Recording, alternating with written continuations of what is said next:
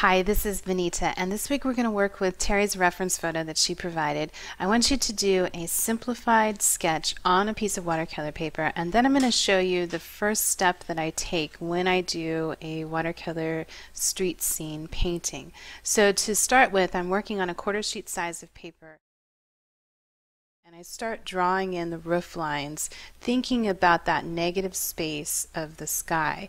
And that always helps me to get, a fairly accurate rendition of the subject.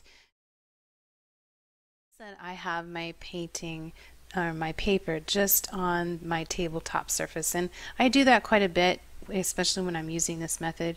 My tabletop is plastic and it's nice and smooth, so it gives me a good working surface to leave the paper on. And because the paper is still wet on the back, it kind of adheres itself to the table, so it stays nice and flat as I'm working.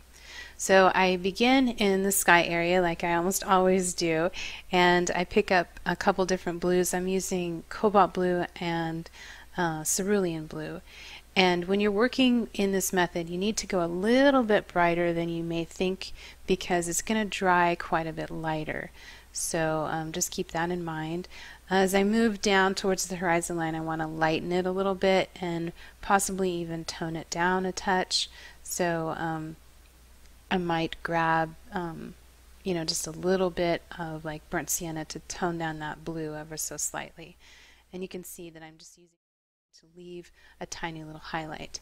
Now as I reach the area where the street is, you can see that I have a little bit different color going on. This has a little violet in it, and it's still very neutral. It's almost gray, but it has just a touch of violet in it.